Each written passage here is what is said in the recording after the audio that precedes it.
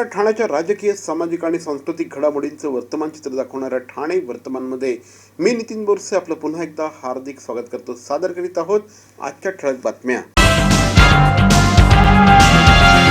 जनी जनार्दन सेवा समिती charitable trust दवाखान्याच्या वतीने प्रधानमंत्री जन आरोग्य योजनेअंतर्गत मोफत आयुष्यमान भारत कार्ड नोंदणी शिबिराचं आयोजन रविवार दिनांक 5 नोव्हेंबर रोजी सकाळी 9 ते दुपारी 1 या वेळात करण्यात आलं आहे.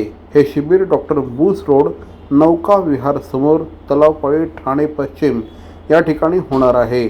शिबिरासाठी येताना आधार कार्ड घेऊन यावं अशी सूचना आयोजकांनी केली आहे. या शिबिराचा गरजूंना लाभ व्हावा असं आवाहन देखील आयोजकांनी केलं आहे. जनी जनार्दन सेवा समिती गेली 50 वर्ष ठाण्यात गरजूंना रुग्णसेवा अत्यल्प दरात पुरवत आहे. विविध प्रकारच्या आयुर्वेदिक चिकित्सा इथे उपलब्ध करून दिल्या जातात. त्याचा लाभ हजारो ठाणेकरांनी आजवर घेतला आहे. महाराष्ट्रातलं मराठा आरक्षण आंदोलन आता चांगलंच चिघळलं आहे. गेल्या काही दिवसांपासून मनोज जरांगे पाटील हे उपोषणाला आहेत. मात्र काल मुख्यमंत्री एकनाथ शिंदे यांनी त्यांना दूरध्वनी केल्यानंतर त्यांनी पाणी घ्यायला सुरुवात केली. आज या संदर्भात सर्वपक्षीय बैठकीचं आयोजन सह्याद्री अतिथीगृहात करण्यात आलं होतं. यावेळेस मुख्यमंत्री एकनाथ शिंदे, उपमुख्यमंत्री देवेंद्र फडणवीस, राष्ट्रवादीचे नेते श्री शरद पवार, त्याचप्रमाणे सुनील तटकरे यांच्यासह 32 नेते या संपूर्ण सर्वपक्षीय बैठकीमध्ये सहभागी झाले होते. मराठा समाजाला आरक्षण देण्याची राज्य सरकारची भूमिका आहे. मात्र हे कायद्याच्या पातळीवर टिकणारं आरक्षण देणं गरजेचं आहे. यापूर्वी देखील आरक्षण देण्यात आलं होतं, मात्र सुप्रीम कोर्टाने हे आरक्षण रद्दबातल ठरवलं. त्यामुळे आता सर्व कायदेतज्ञांच्या मार्गदर्शनाखाली, त्यांच्या सल्ल्याने आरक्षण कसं देता येईल या संदर्भात विचारविनिमय सुरू आहे. मात्र या सगळ्याला थोडासा वेळ लागणार आहे. त्यामुळे जरांगे पाटील यांनी आपलं उपोषण मागे घ्यावं असं आवाहन सरकारच्या वतीने मुख्यमंत्री श्री एकनाथ शिंदे यांनी केलं आहे. एकीकडे मराठा समाजाचं आरक्षणासाठीचं हे आंदोलन शांततेत सुरू असताना गेल्या काही दिवसांपासून महाराष्ट्रामध्ये तोडफोडीच्या आणि जाळपोळीच्या घटना घडत आहेत. अशा प्रकारच्या घटना घडू नये. मराठा समाजाने आत्तापर्यंत शांततामय मार्गाने आंदोलन केलं आहे. त्यामुळे मराठा समाजाच्या प्रतिमेला यामुळे धक्का लागू शकतो असं देखील यावेळी स्पष्ट करण्यात आलं. महाराष्ट्रामध्ये आता मराठा समाजाने शांतता बाळगावी असं आवाहन देखील या निमित्ताने करण्यात आलं. जे आरक्षण आहे हे मिळवून देण्यासाठी ज्या ज्या बाबी करायच्या ते सरकार करायला तयार आहे. आणि म्हणून सर्वांनी एक आवाहन केलं की मनोज जरांगे पाटील यांनी या वेळ जो लागतोय तोपर्यंत त्यांना सहकार्य करावं आणि आपलं जे काय आंदोलन आहे, आपलं उपोषण जे आहे ते मागे घ्यावं. अशा प्रकारचं सर्व लोकप्रतिनिधींनी, सर्व पक्षाच्या नेत्यांनी एकमताने तशा प्रकारचा ठराव आजच्या बैठकीमध्ये केलेला आहे. माझी मनोज जरांगे पाटील यांना आपल्या माध्यमातून देखील विनंती आहे की आमचा प्रामाणिकपणा आणि सरकार करत असलेले प्रामाणिक प्रयत्न यावर आपण विश्वास ठेवावा. कारण हे आंदोलन आज याला वेगळी दिशा मिळू लागलेली आहे. वेगळ्या दिशेला हे आंदोलन जाऊ लागलं आहे. सर्वसामान्य माणसाच्या मनामध्ये असुरक्षितता वाटता कामा नये. सर्वसामान्य माणसाच्या जीवाचं, मालमत्तेचं रक्षण करण्याचं जबाबदारी सरकारची आहे. आणि यामध्ये सकल मराठा समाजाने देखील शांतता प्रस्थापित करून राज्य सरकारला सहकार्य करण्याची आवश्यकता आहे. मराठा समाजाचे नेते मनोज जरांगे पाटील यांनी आपलं उपोषण सुरूच ठेवण्याचा निर्णय घेतला आहे. हे उपोषण आता अधिक तीव्र करण्यात येईल. मराठा समाज आता अर्धवट आरक्षण घेणार नाही. संपूर्ण आरक्षण मिळाल्याशिवाय माघार घेतलं जाणार नाही. आंदोलन संपूर्ण महाराष्ट्रभर पसरलं आहे. राज्य सरकारने आज सायंकाळपर्यंत आरक्षणाची घोषणा केली नाही तर पाणी पिणं देखील बंद करू अशी भूमिका मनोज जरांगे पाटील यांनी घेतली आहे. दरम्यान ठाणे शहरामध्ये देखील मराठा समाज आता चांगलाच आक्रमक झाल्याचं चित्र बघायला मिळतं आहे. ठाणे सकल मराठा समाजाच्या वतीने एक पत्रक जारी करण्यात आलं आहे. या पत्रकान्वये कुठल्याही राजकीय पक्षाचे कार्यक्रम घेऊ नयेत, तसंच जेणेकरून मराठा समाजाच्या भावना दुखतील असे कार्यक्रम घेतले तर मराठा समाज हा आंदोलन करेल. त्याचबरोबर सकल मराठा समाजाच्या सुरू असलेल्या आंदोलनाच्या मंचावर कुठल्याही राजकीय पक्षाच्या आमदार खासदाराने यायचं असेल तर त्यांनी स्वतःच्या पदाचा राजीनामा द्यावा आणि त्यानंतरच मराठ्यांच्या आंदोलनामध्ये सहभागी व्हावं असं आवाहन सकल मराठा समाजाचे ठाणे शहर जिल्हाध्यक्ष श्री रमेश आमरे यांनी पत्रकारांशी बोलताना केलं आहे. काल सकल मराठा समाजाची बैठक झाली. त्याच्यामध्ये असा निर्णय घेण्यात आला की आमदार खासदार जे नेते मंडळी असतील त्यांनी या मंचावरती येऊ नये आणि त्यांना आम्ही एक पत्रक काढलेलं आहे की तुम्ही जे कुठले त्यांचे कार्यक्रम असतील जे पक्षाशी निगडीत असतील त्यांनी ते करू नये, जेणेकरून मराठा समाजाच्या भावना दुखतील आणि हे आंदोलनाला कुठेतरी गालबोट लागेल. आम्ही लोकशाही मार्गाने त्याचा आम्ही निषेध नोंदवणार. C.P. Goenka International School, nurturing talent at young age for scholastics, sports and performing arts in global perspective. Proud to have world toppers and country toppers in 10th standard Cambridge examinations. Ranked the best emerging school by the Times of India for personality over percentage. C.P. Goenka is the intelligent choice. Blaze Design Studio Thane सादर करीत आहे Bloom Solution centre. आपलं घर आणि आपल्या किचनला अधिकाधिक सुंदर, आकर्षक आणि परिपूर्ण करणारं, आंतरराष्ट्रीय दर्जा जपणारं प्रीमियम फर्निचर ब्रँड आता आपल्या ठाणे शहरामध्ये. ब्लेज डिझाईन स्टुडिओ ठाणे सादर करत आहे Bloom Solution Centre. Luxurious premium किचनचं दुसरं नाव ब्लेज डिझाईन स्टुडिओ ठाणे. संपर्क 9987334344. Blaze Design Studio, Mohan mill compound near Nexa Maruti Suzuki showroom, R mall, Ghodbunder road, Thane west. नक्की संपर्क साधा. आपल्या पाल्याचा सर्वांगीण विकास घडवायचा आहे. जागतिक स्पर्धेत आपल्या पाल्याला अग्रेसर ठेवायचं आहे. शिक्षणाचं बर्डन न वाटता शैक्षणिक आनंद लुटायचा आहे. मग आजच प्रवेश घ्या Indoscot global school, Ram Maruti road, Thane. इथे घडवला जाईल आपल्या मुलांचा सर्वांगीण विकास. इथे घडवले जातील समर्थ भारताचे सुजाण नागरिक. Indoscot school, Ram Maruti road, Thane. Call 02225425555 आणि 9867507555. Indoscots global school.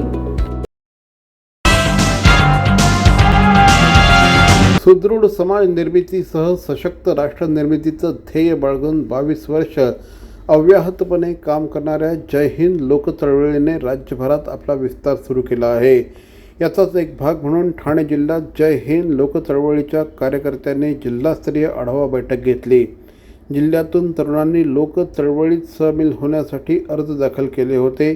Goenka international school येथे झालेल्या बैठकीत लोकांना जय हिंद लोक चळवळीबद्दल मार्गदर्शन करण्यात आलं. यावेळी जय हिंदचे जिल्हा समन्वयक डॉक्टर अभयसिंग जोंधळे, सचिन जैन, आशिष गिरी, लोकेश घोलप, तुषार पाटील, संतोष खोने, गणेश चौधरी आदी मान्यवर यावेळेस उपस्थित होते. नमस्कार, मी डॉक्टर अभय जोंधळे, जिल्हा समन्वयक जय हिंद लोक चळवळ. आज जय हिंद लोक चळवळ साठी राज्यभर विस्तार करण्याच्या उद्देशाने आज 36 जिल्ह्यांमध्ये जय हिंदची विस्तारित ऑफिशियल टीम गेलेली आहे. त्यानिमित्त आज आपण ठाण्यामध्ये जय हिंद लोक चळवळचा राज्यस्तरीय विस्तार कार्यक्रम आज आपल्या सर्व समोर आलेल्या सहकाऱ्यांसमोर आपण सांगत आहे.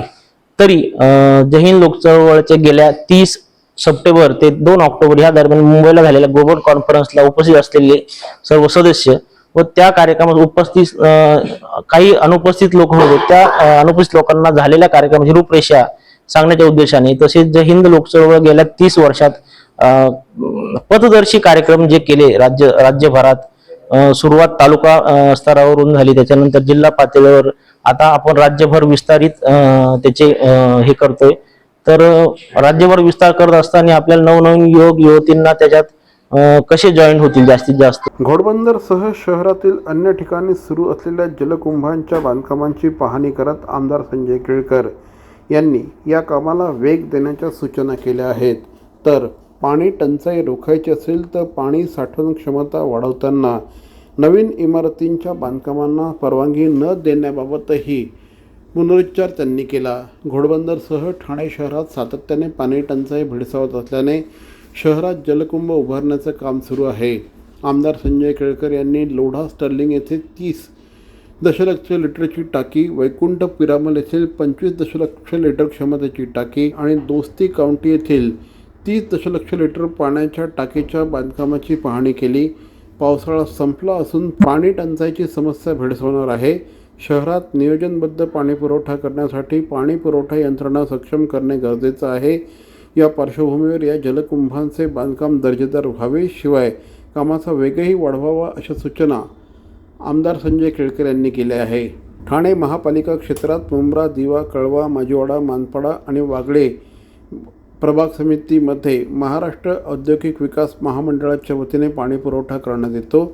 महाराष्ट्र औद्योगिक विकास महामंडळाच्या 12वी जलशुद्धीकरण केंद्र जांभूळ येथे तातडीच्या दुरुस्ती आणि देखभालीची कामं घेण्यात येत असल्याने पाणी पुरवठा गुरुवार दिनांक 2 नोव्हेंबर ते 3 नोव्हेंबर रोजी रात्री 12 वाजेपर्यंत 24 तास पाणी पुरवठा बंद राहणार आहे. सदर शटडाऊन कालावधी अंतर्गत दिवा, मुंब्रा आणि कळवा प्रभाग समितीमधील सर्व भागामध्ये, वागळे प्रभाग समितीमधील रूपादेवीपाडा, किसननगर नंबर 2, नेहरू नगर, मानपाडा प्रभाग समिती अंतर्गत कोलशेत, खालसा गाव येथील पाणी पुरवठा 24 तासासाठी बंद राहणार आहे.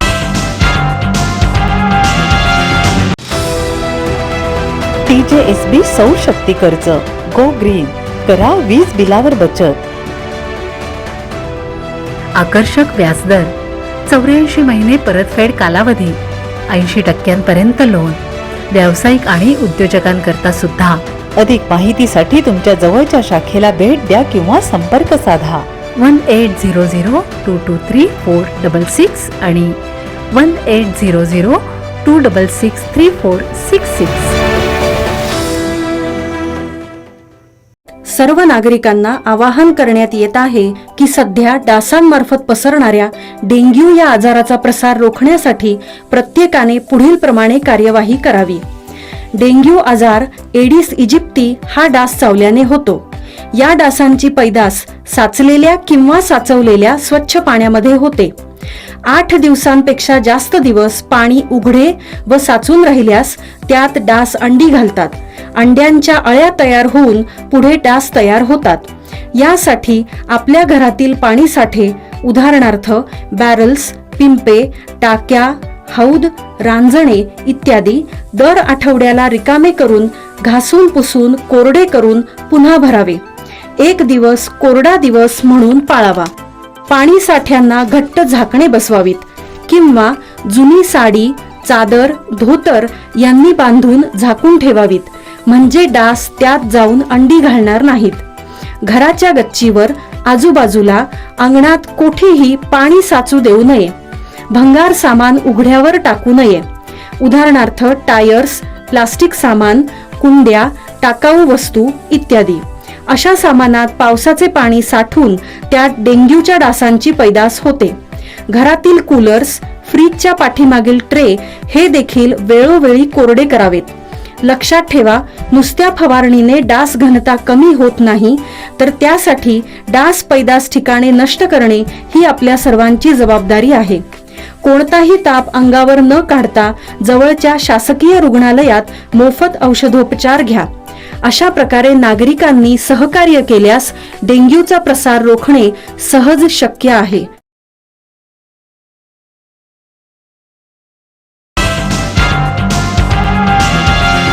ठाणे नागरी सहकारी बँकांत देशात पहिल्या 5 क्रमांकात असलेल्या TJSB सहकारी बँकेच्या 137व्या शाखेचं उद्घाटन TJSB सहकारी बँकेचे अध्यक्ष श्री शरद गांगल यांच्या हस्ते सोमवारी करण्यात आलं. यावेळेस बँकेच्या व्यवस्थापकीय संचालिका आणि मुख्य कार्यकारी अधिकारी सुब्बलक्ष्मी शिराली या उपस्थित होत्या. तसंच बँकेचे संचालक नंद गोपाल मेनन, ॲडव्होकेट प्रदीप ठाकूर, ॲडव्होकेट समीर कांबळे, मधुकर खुताडे, दिलीप सुळे, शैलेंद्र खांडेकर आदी उपस्थित होते. उद्घाटन कार्यक्रमाला कर्जत परिसरातील विविध क्षेत्रातील मान्यवर नागरिक उपस्थित होते. फ्रान्समधील द थेम इंटरनॅशनल युनिव्हर्सिटीने ठाण्यातील अतुल वालावलकर यांना आरोग्य सेवा आणि सुपर स्पेशालिटी हॉस्पिटल व्यवसाय क्षेत्रातील उल्लेखनीय कामगिरीसाठी डॉक्टरेट प्रदान केले आहे. दिल्ली येथे नुकत्याच झालेल्या एका कार्यक्रमात अतुल वालावलकर यांना युनिव्हर्सिटीच्या पदाधिकाऱ्यांच्या हस्ते डॉक्टरेट पदवी देऊन सन्मानित करण्यात आलं. देशातील सर्वच वैद्यकीय व्यावसायिकांना दिशा दाखवताना अतुल वालावलकर यांनी बाह्य रुग्ण तपासणी आणि संबंधित रुग्णाला रुग्णालयातील सेवा देताना ताळमेळ कसा घालावा याचा परिपाठ घालून दिला आहे. 1991 साली श्री अतुल वालावलकर यांनी MR म्हणून आपल्या वैद्यकीय क्षेत्रातील कामाला सुरुवात केली. त्यानंतर ठाणे शहरामध्ये डॉक्टर्स प्लॅनेट तसंच ठाणे पूर्व परिसरामध्ये देखील त्यांनी स्वतःची वैशिष्ट्यपूर्ण अशा प्रकारची OPD सुरू केली. बऱ्याचदा आपली कारकीर्द सुरू करत असताना डॉक्टरांना स्वतःची OPD नसते. अशा वेळेस रुग्णांना उत्तम सेवा मिळावी आणि डॉक्टरांना देखील चांगल्या प्रकारची सुविधा मिळावी या दृष्टिकोनातून श्री अतुल वालावलकर यांनी डॉक्टर्स प्लॅनेटची स्थापना केली. बघता बघता ही संकल्पना चांगलीच लोकप्रिय झाली. दरवर्षी हजारो रुग्णांना डॉक्टर्स प्लॅनेटच्या माध्यमातून रुग्णसेवा मिळत असते. तसंच असंख्य डॉक्टरांना या ठिकाणी व्यासपीठ मिळतं आणि त्या माध्यमातून डॉक्टरांना देखील डॉक्टर्स प्लॅनेटसारख्या संस्थांची फायदा होतो. नेमकी ही गोष्ट हेरून श्री अतुल वालावलकर यांनी डॉक्टर्स प्लॅनेट सुरू केलं. आज ही संकल्पना संपूर्ण महाराष्ट्रामध्ये अतिशय लोकप्रिय होतानाचं चित्र बघायला मिळतं आहे. डॉक्टरेट प्रदान केल्यानंतर अतुल वालावलकर यांनी ठाणे वर्तमानशी संवाद साधला. नमस्कार, मी डॉक्टर अतुल वालावलकर. सर्वप्रथम मी तुमच्या चॅनलचे आभार मानतो की त्यांनी पुढाकार घेऊन माझं मत मांडण्याचा मला इथे संधी उपलब्ध करून दिली. प्रवासाचं म्हणाल तर माझ्या प्रवासाची सुरुवात 1991ला मेडिकल रिप्रेझेंटेटिव्ह म्हणून झाली. मेडिकल रिप्रेझेंटेटिव्ह म्हणून काम करत असताना मला अख्खा महाराष्ट्र फिरण्याची संधी उपलब्ध झाली. म्हणजे अगदी तुम्ही म्हणाल तर साऊथ मुंबई, घाटकोपर, ठाणा, अगदी वाडा, भिवंडी, कुडूस, जव्हार, पेण, अलिबाग, रोहा, म्हसळा, बोर्ली, श्रीवर्धन, रायगडचा अख्खा जिल्हा, जळगाव, भुसावळ, जामनेर, नेरी, रावेर ह्या सगळ्या एरिया करताना मला एक गोष्ट आढळली की ह्या मायक्रो इंटिरियरमध्ये सहसा सुपर स्पेशालिस्ट डॉक्टर जाऊन प्रॅक्टिस करायला तयार नसतात. मे बी तिकडे उपलब्धता नसेल तिकडच्या इक्विपमेंट इन्स्ट्रुमेंटची. त्याचप्रमाणे दुसरी एक गोष्ट माझ्या निदर्शनास आली की जेव्हा एखादा डॉक्टर नवीन प्रॅक्टिसला बाहेर पडतो तेव्हा एक OPDसाठी 200 स्क्वेअर फीट जरी जागा घ्यायची असेल तरी त्याला 60-70 हजार रुपये भाडं पडतं. एक नर्स 15,000 रुपये, एक रिसेप्शनिस्ट 15,000 ते 20,000 रुपये, त्याचप्रमाणे एक मुलगा ठेवायचा, लाईट बिल 15,000 ते 20,000 रुपये. साधारणपणे त्याला 1,00,000, 1,25,000, 1,50,000 रुपये खर्च येतो, जी त्याची त्यावेळेस आर्थिक परिस्थिती नसते. मी फक्त डॉक्टर्स प्लॅनेटच्या माध्यमातून ह्या दोघांमध्ये सांगड घातली की नवीन आलेल्या डॉक्टरला मी 2 तासासाठी कॅबिन उपलब्ध करून दिली की त्याला OPDला तिकडे चान्स मिळेल. त्याचप्रमाणे नवीन आलेल्या सुपर स्पेशालिस्टना टायर 2 सिटी म्हणतो आपण त्याला, ठाण्यासारख्याला, की जे उपनगरात मोडतं जिथेही डॉक्टरांची उपलब्धता नव्हती. हे करता करता पहिल्या महिन्यामध्ये आपल्याकडे 200 पेशंटनी फायदा घेतला. त्याचप्रमाणे आता एक 7-8 वर्षानंतर महिन्याला 6,000 ते 6,500 पेशंट आपला डॉक्टर्स प्लॅनेटमध्ये बसणाऱ्या सुपर कन्सल्टंटचा फायदा घेत आहेत. त्याचप्रमाणे त्या माध्यमातून डॉक्टर्स प्लॅनेट, अल्फा मेडिकोज, त्याच्यानंतर जीवन डॉक्टर्स प्लॅनेट असे एक झाले आणि आता आपण पुढच्या महिन्यामध्ये 14 तारखेला पाडव्याच्या दिवशी डॉक्टर प्लॅनेट NX म्हणून घोडबंदरच्या लोकांनाही सुविधा उपलब्ध करून देतोय. तसंच तुम्ही जर एक बघितलं की या ह्याच्यातनं जे नवीन आलेले डॉक्टर होते त्यांना सुद्धा इकडे बसायला जागा मिळाली आणि आज त्यांचीही प्रॅक्टिस चांगल्यापैकी इकडे डेव्हलप झालेली आहे. सर्वप्रथम मी थिम्स इंटरनॅशनल युनिव्हर्सिटीचे आभार मानेन की त्यांनी माझ्या या सर्व कार्याची दखल घेऊन मला डॉक्टरेट दिली. मी तर असं म्हणेन की डॉक्टरेट मिळाल्यानंतर हा कार्याचा गौरव झाला आहे, नक्कीच कौतुकाची थाप पडली आहे. पण आता मला नव्या जोमाने, नव्या उमेदीने आणि नव्या उत्साहाने नवीन डॉक्टर लॉन्च करणं, नवीन डॉक्टर्सच्या माध्यमातून पेशंटची सेवा उपलब्ध करून देणं. त्याचप्रमाणे माझ्या ह्या कन्सेप्टला कुठल्याही हॉस्पिटलची बांधिलकी नसल्यामुळे अगदी आमचे पेशंट, गरीबातले गरीब पेशंटसुद्धा आम्ही बेनिफिट देऊ शकतो. कारण माझे अनेक डॉक्टर JJ, KEM, नायरमध्ये अटॅच्ड आहेत की ज्यांच्याकडनं आपण फुकट ट्रीटमेंट देऊ शकतो. माझे डॉक्टर्स ज्युपिटरला पण अटॅच्ड आहेत, माझे डॉक्टर्स ऑस्करसारख्या हॉस्पिटलमध्ये अटॅच्ड आहेत की जिकडे आपण अनेक ठिकाणी त्यांचा फायदा करून देऊ शकतो. एवढंच सांगेन की ज्यांनी पण ह्या माझ्या प्रवासामध्ये मला एवढी लांबपर्यंतची साथ दिली ते माझे अनेक डॉक्टर साथीदार, डॉक्टर ऋषिकेश खरोसेकर न्यूरोसर्जन, जे पहिल्या दिवसापासून, doctor Amit Balotiya plastic surgeon, doctor Sundaram Pillai oncosurgeon, doctor Mayur Jain सारखे कार्डिओलॉजिस्ट, त्याचप्रमाणे नितीन गुंदरे सारखे CVTS, यांचा तर मी आभारी आहेच, माझे सर्व कुटुंबीय. कारण काय झालं, ह्या सगळ्या व्यापामध्ये कुटुंबाकडे किंवा कशाकडे कुठेतरी दुर्लक्ष झालं. माझा मित्रपरिवार, ह्या सगळ्यांचे मी आभार मानतो. धन्यवाद. तर मंडळी, या होत्या आजच्या ठळक बातम्या. आजचा एपिसोड आपल्याला कसा वाटला आम्हाला जरूर कळवा. आमचा पत्ता आहे Dadoji Konde stadium, shop number 16, Khatan road, Thane पश्चिम. दूरध्वनी क्रमांक 9820939420. तर मग पुन्हा भेटू उद्या याच वेळी याच ठिकाणी ठाणे वर्तमानमध्ये. तोपर्यंत धन्यवाद. जय हिंद, जय महाराष्ट्र.